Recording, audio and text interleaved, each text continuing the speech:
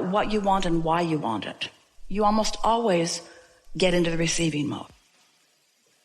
You see, if it is true, and it is, that the energy flowing is the precursor to the manifestations occurring to you, then can you see how when you talk about what and why, rather than what you want and why you don't want that, and what you want and why you don't want that, and what you want and why you don't want that, as you just get that energy flowing. So if that's all you did in a deliberate, focused time, you've flowed enough energy that now law of attraction is going to bring you other things. And as you continue to understand, and we're going to say it right now and today in a way you've never heard us say it before. If you can get it that your work is to extend the flowing of the energy, period. If you can get it that your work is to extend the positive flow of the energy, you can just keep your energy, your thoughts, meaning your focused thoughts, clearer, purer, less contradicted, which means feeling better, feeling better, feeling better, feeling better. The manifestation will just be the next logical step. It just happens that way. And it's so much more good feeling and so much more productive if you take the pleasure from the energy flow. Now, hear this. Can you take the pleasure from the energy flow? Or do you need to take the pleasure from the manifestation? And if you don't first take the pleasure from the energy flow, will there be as much satisfaction in the manifestation? So we're not going to say you can't make things happen. You can.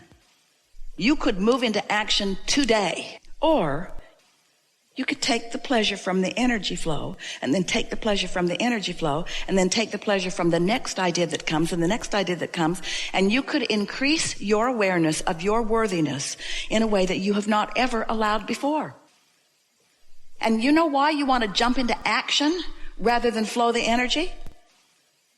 Because you're looking for the marks on the chart. You're looking for the credit and the approval through the action. So you feel like you have to pay the price. You have to do what hurts. You have to make it happen.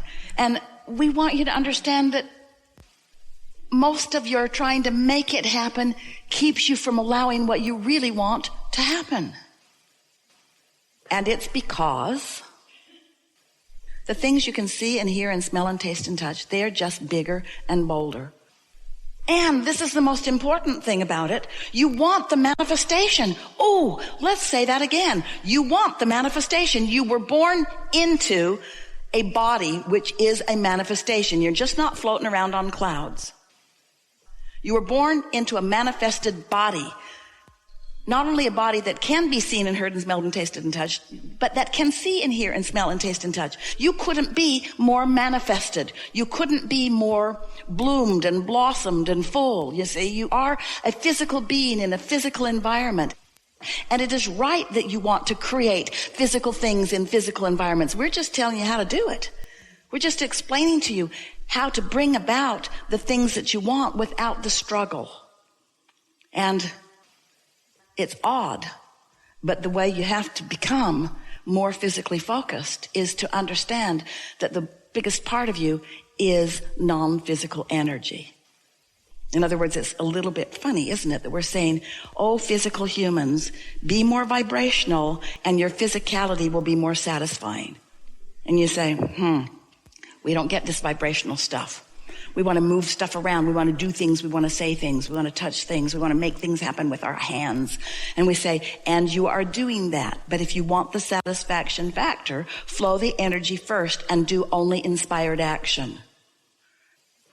You want to say, well, I would like to only do inspired action, but I've got to go to work because if I don't, I won't get the money. I've got to go to work and I've got to feed my kids and I've got to go do this and I've got to go do that. And we say, yes, we acknowledge there are things that you are already locked into, that you've made agreements about, but you could shift the way you think about them. You could look for positive aspects in them. You could make a decision and line up with that decision. And that's all we're asking you to do. We're not asking you to stop action. We're asking you to like the action that you're taking. If you feel you don't have a choice about ceasing an action, then You must find a way of enjoying the action that you're taking. Take the resistance out of the equation and then watch how sweet the sweet spot gets. That is the work. The work is your mood. The work is your attitude. The work is the way your thoughts make you feel. The work is the way you respond to things. But you see, most people are reacting. And in this world, especially this world today, with so much going on, you've got your nose in so many different things. We think you should call it Nosebook. You've got your nose in so many things that most people are reacting, rather than flowing. You got to get out ahead of it. You just got to feel good. You just got to think the thoughts that are nice to yourself. Think the thoughts that are nice to others. Think the thoughts that your inner being is thinking, because your inner being's got it all lined up, ready for you to receive it, you see. Do you want to receive it, or do you want to do it the hard way? Do you want to say, shouldn't I struggle harder? Shouldn't I pay more of a price? Won't others be jealous if I'm just happy and get it and happy and get it and happy and get it? And we say, you didn't come to pay a price. You came to flow energy. And when you flow energy in two opposing directions, you pay a price. An unnecessary price that you don't have to pay. Because you're doing every bit of it to yourself with your contradictory thoughts. And you didn't mean to do it. It's just a habit to tell it like it is. Oh, but you know, if you're telling it like it is, what is can't change. It's like you're saying to the universe, I really want this, but this is how it is. But I'd like it to be different, but it's like this now. But I would like more money, but I don't have enough of it. And it'd be nice if we all had more money, but there's not enough money to go around. And I really don't like how it's going, and things should be better, and somebody should call somebody, and something needs to be done about it, and I'm getting really tired. And I don't like this struggle, and I guess I should try harder, and I guess I maybe better go to bed. But when you're thinking about what you want, and the ideas are expanding within you, that's what that being tuned in, tapped in, turned on feels like. That's what inspiration is. That's what eagerness is. That's what happiness is. You know, when you plan something, when you think about something, when you plan your vacations, you say, oh, we're going to go on vacation and we're going to hate it. And we're going to go to places that we've never been before, and we're going to be lost most of the time. We're going to spend money that we don't have. Or do you, at least when you think about vacations, do you try to focus upon things that will please you, you see? Clean up the energy. You can do it. Clean up your energy. Clean up your mouth. You can do it. You can say things that sound good. And if you begin saying things that sound good, after a little while, they'll start sounding normal. Say things that feel good to you when you say them. Think thoughts that feel good to you. So I don't know exactly where I'm going to be, but it's going to be really good, and I'm going to love every bit of it, and I'm going to love figuring it out. And it's going to be really fun for the universe to show me what's in my vortex and what I really want. And I'll be able to feel it. I can do a gut check on it. I can tell. You see? We want to find a way to say to you that it's the creating that you came for, not the creation. But the creation must be part of the process for there to be any creating that goes. So it's just another way of saying that the joy is in the journey. It's not only in the manifestation. And so what we really want to say to you is that the more satisfaction that you're finding even before the manifestation, then the more you're milking this creation for more joy, and the more satisfaction you're going to feel when it manifests. We want to go back and revisit for a moment the analogy of Esther and her lions and horses, because so many of our physical friends really believe that it's the accomplishing of the manifestation that is necessary for feeling good. So when they hear a story like this about Esther, who can just pick out something that she wants and write a check for it, they have a hard time understanding why we think that this is an interesting story. Because they're still thinking, hey, if I could just write a check for something, then everything would be better for me, because in the having of it, in the absence of it, if I could just have what I think that I'm wanting, then I would feel better. And we want you to come with us on this journey of deliberate creation to understand that there are so many actions that you want to take. Making a phone call instead of chilling out. It's like writing the check. It's like trying to make the action do the work that can't be done before the energy has flowed. So it's a good process if you can find something that is pleasing to you to think about. Because when you focus upon it, because the work is already done in the vortex, and now you're doing the work of finding something pleasant to think about, so you're closing the gap. In that closed gap, in that open valve, in that open circuit, where you'll start translating those vibrations into ideas, you're going to feel wonderful as those ideas flow. Don't you know that? Haven't you ever been involved with a project where it just clicked, clicked? Ideas came to you. You had fun along the way. You were collaborating with others. They were in the flow too. It all felt good. There just didn't seem to be any bumps in the road because you were moving so fast. The bumps didn't matter anyway.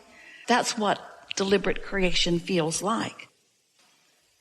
It undoubtedly seems like it would be nice for all of you if you could just take enough time off from all of the responsible things that you feel like you have to do until you could get in sync with the rhythmic flow of the energy so that you could just follow through with inspired things.